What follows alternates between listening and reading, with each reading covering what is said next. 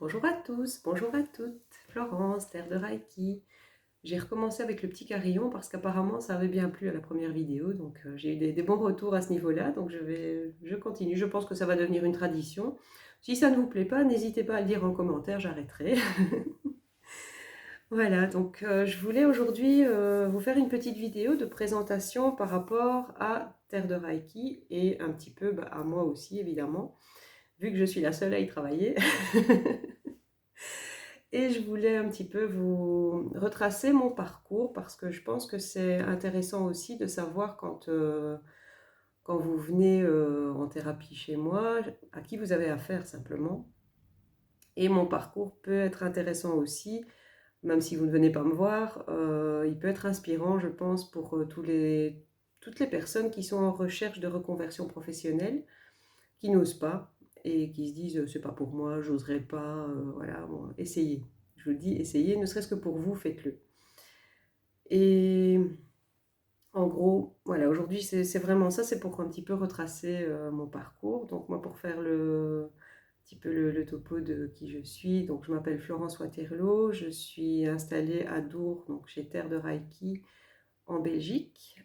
Dour se situe à 2 pas de la frontière française. Je suis énergéticienne, sonothérapeute et médium. Donc énergéticienne, je travaille en Reiki, en magnétisme.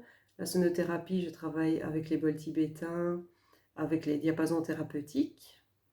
Je suis aussi médium. Ma médiumnité, je l'utilise principalement dans des soins donc, que j'ai créés et qui reprennent un petit peu tout ce que je sais faire. Et aujourd'hui, vous allez avoir un petit peu une liste de ce que j'ai étudié en gros pour en arriver à où j'en suis aujourd'hui. Et, et simplement, je vais voilà, vous faire un petit topo de mon histoire et du début de Terre de Reiki, de la naissance, on va dire, le commencement. Tout a commencé donc en 2010 parce que j'ai fait un burn-out.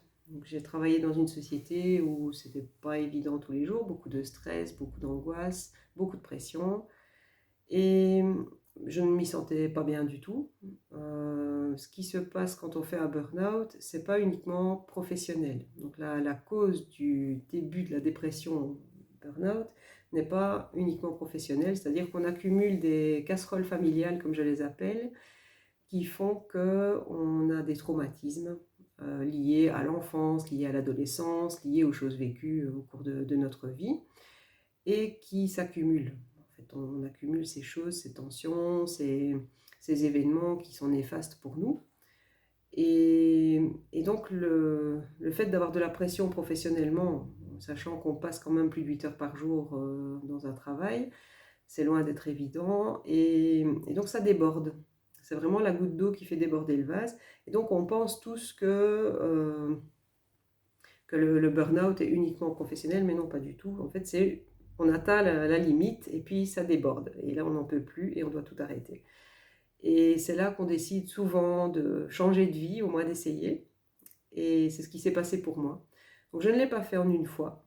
Rome ne s'est pas faite en un jour. Donc, mais je me suis prise en main par contre à ce niveau-là et j'ai dit, voilà, je vais me faire suivre par un thérapeute on m'a conseillé. Souvent c'est comme ça, c'est le bouche à oreille qui fait. Donc on m'a conseillé quelqu'un chez qui je me suis rendue, où j'ai fait de la sophrologie et de la thérapie. Donc on a alterné en fait les séances de sophrologie et de thérapie. Au bout de 3 séances de sophrologie, le monsieur a décidé d'arrêter parce que j'avais atteint un niveau qu'il avait mis 10 ans à atteindre. Donc c'était assez particulier pour moi. Je me suis dit, mais pourquoi il arrête? Moi j'ai envie de continuer, mais bon, c'était son choix. Mais ça s'est très bien passé. Bon, ça m'a aidé, mais j'ai eu un déclic à ce moment-là de me dire, tiens, il y a autre chose. Je suis quand même douée dans quelque chose. J'arrive à dépasser tout ça. Donc j'ai des capacités qui sont là. Bon, j'avais bien idée que j'avais quelques capacités de médium, mais sans en avoir pris trop conscience jusque-là. On rentre dans le schéma de l'enfance où on reçoit l'éducation de nos parents avec leurs peurs, avec leurs craintes, etc. Puis on va à l'école où là on est un petit peu, on rentre dans un canevas, une boîte, on va dire où on nous renferme un peu. Et donc tout ça, je l'avais mis de côté. Et ça s'est réveillé pendant ces séances. Et puis j'ai continué, je suis allée voir un autre thérapeute suite à un autre événement dans ma vie, plus personnel celui-là, le décès de quelqu'un de proche, donc qui a été un autre déclic pour nettoyer les casseroles familiales. Et là, j'ai consulté un thérapeute qui utilisait les thérapies brèves. Avant ça, j'ai entamé une première formation de Reiki sur les conseils de ma meilleure amie. Un soir, comme ça, on parlait ensemble et elle me dit « Oh, tu devrais peut-être essayer le Reiki parce que ça te ferait du bien. Et puis, si tu cherches quelque chose qui pourrait t'aider et aussi peut-être aider d'autres gens, ce serait pas mal. » Elle avait fait une séance, ça lui avait bien plu. Et donc, j'ai commencé à rechercher un formateur en Reiki. J'ai contacté à ce moment-là 3 personnes en envoyant des emails et je me suis dit la personne qui répondra le plus simplement du monde, de la manière la plus authentique possible, c'est cette personne que je consulterai.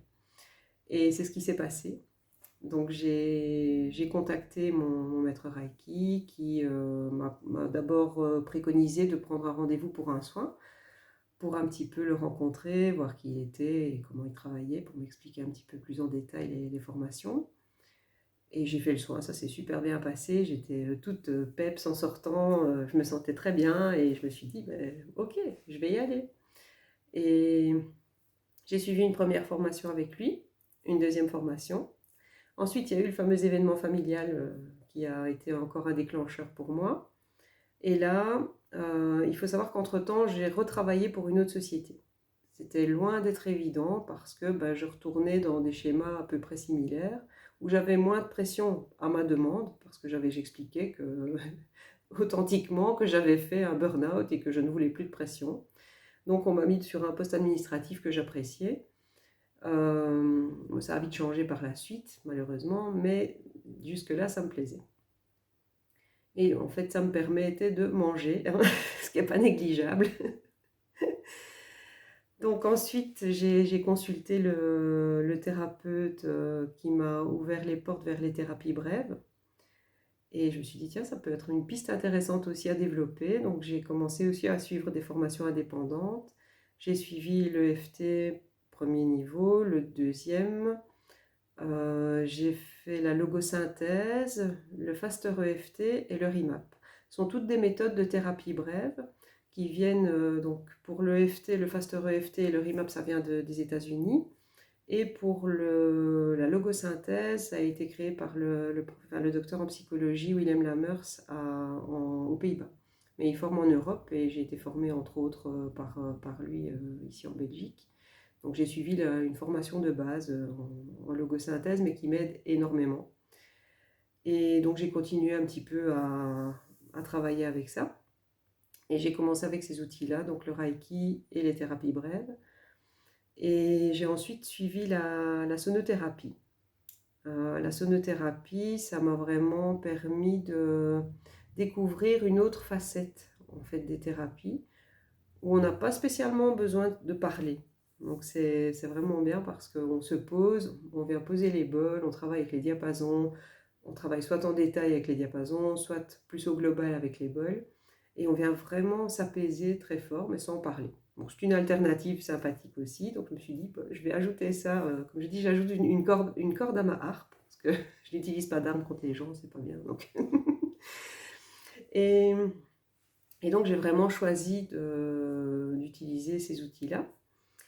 Et un peu à la fois, donc en 2013, donc là j'ai commencé le Reiki. En 2016, j'étais formée au Reiki complètement. Donc en 3 ans, je me suis formée pour devenir maître enseignante aussi en Reiki.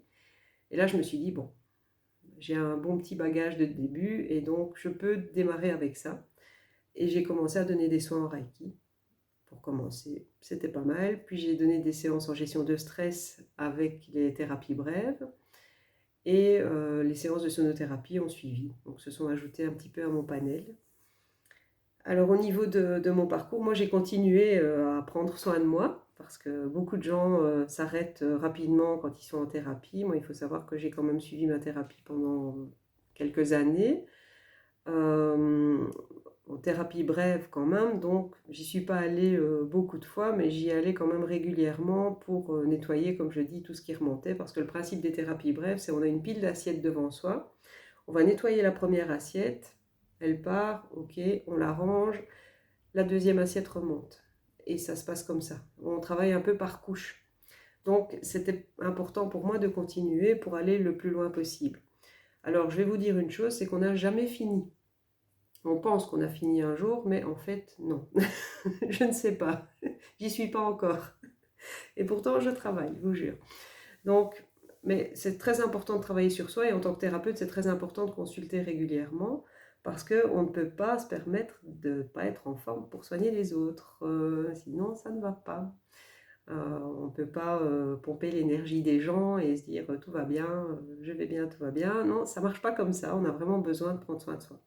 Très, très important. Alors, après tout ça, j'ai voulu un petit peu creuser tout ce qui était les énergies. Donc, outre le Reiki, j'ai été curieuse, j'ai un petit peu poussé la porte vers le magnétisme et la radiesthésie, donc le travail avec le pendule, et donc le magnétisme qui est le travail à peu près identique au Reiki. Je vous avoue que j'étais contente de commencer par le Reiki parce que je pense que si j'avais commencé par le magnétisme, je me serais un petit peu égarée, dans le sens où il y a moins de canevas de base. Le Reiki donne une base pour démarrer, ce qui est pas mal, je trouve. Moi, j'avais besoin de structure, je suis quelqu'un de très terre à terre. C'est sans doute lié à mon signe astrologique, donc je suis vierge, ce côté un petit peu voilà, cartésien, terre à terre au départ, très dans le mental. Bon. Donc chose que je contrecarre toujours aujourd'hui parce que j'ai besoin quand même, comme je dis, je garde les pieds sur terre, mais j'ai besoin d'avoir la tête dans les étoiles, donc c'est important. Alors, au niveau donc du magnétisme, ce qui s'est passé, c'est que j'ai eu un très très bon formateur aussi. J'ai rencontré des gens super sympas et ça m'a permis justement de sortir de ce côté cartésien, d'ouvrir plus les portes, on va dire, de la liberté à ce moment-là et de me dire, bon, il est possible de travailler comme ça aussi. Et ça n'a fait qu'ajouter en fait des outils et qui sont tous très sympathiques parce que, ben, en effet, on peut aider au niveau du mental, on peut aider au niveau du corps, donc on apaise les douleurs, on va couper le feu évidemment, ça fait partie aussi du magnétisme et du Reiki.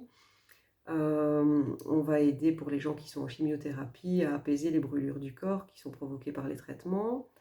On va travailler sur tout ce qui est douleurs corporelles très fortes qui peuvent, la plupart du temps, on va dire ça vient de là-haut, mais c'est mental, on essaye de contrecarrer, mais ça ne fonctionne pas. Donc au niveau du corps, on attrape des blocages et on va se provoquer quelquefois des maladies qui sont vraiment très très douloureuses. Et à ce moment-là, je vais dire, j'interviens aussi au niveau du physique pour apaiser ces douleurs. Donc ça m'a aidé. J'ai pas terminé par ça, donc j'ai continué de mon côté à étudier en parallèle tout ce qui était. Je me suis intéressée à la médecine chinoise parce qu'en Reiki on travaille sur les méridiens aussi en médecine chinoise, en sonothérapie aussi à l'aide des diapasons thérapeutiques. Donc j'ai continué en étudiant moi-même un petit peu les méridiens en médecine chinoise, donc les différents points d'acupression.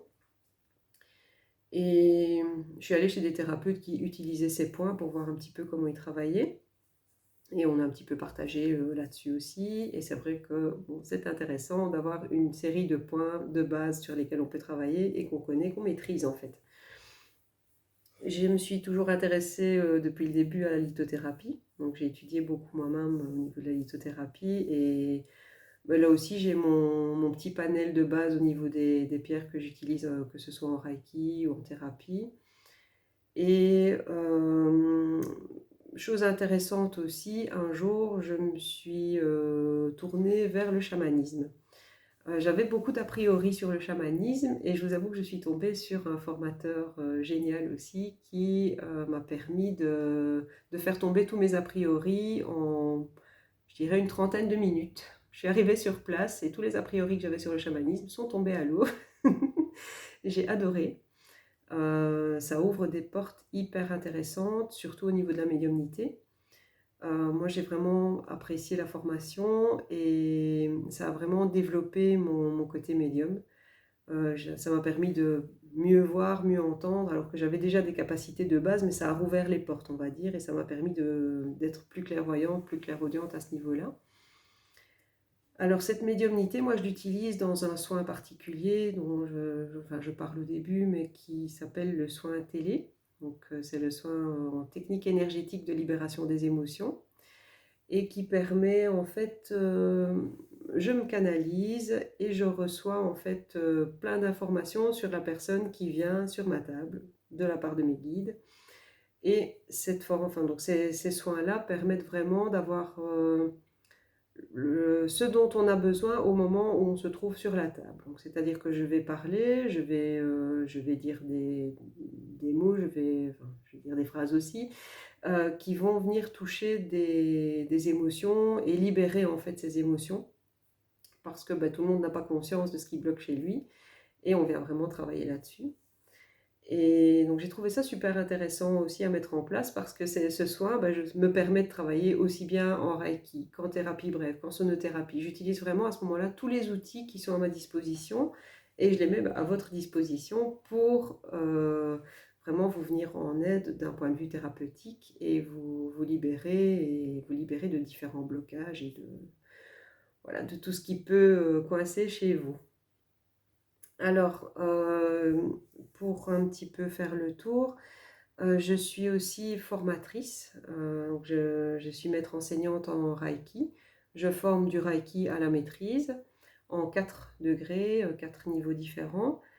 Et je suis formatrice à la sonothérapie aussi, donc l'utilisation des bols tibétains et des diapasons au niveau du corps et les sons qui vont autour, donc, tels que le petit carillon que j'ai utilisé tout à l'heure en début de vidéo.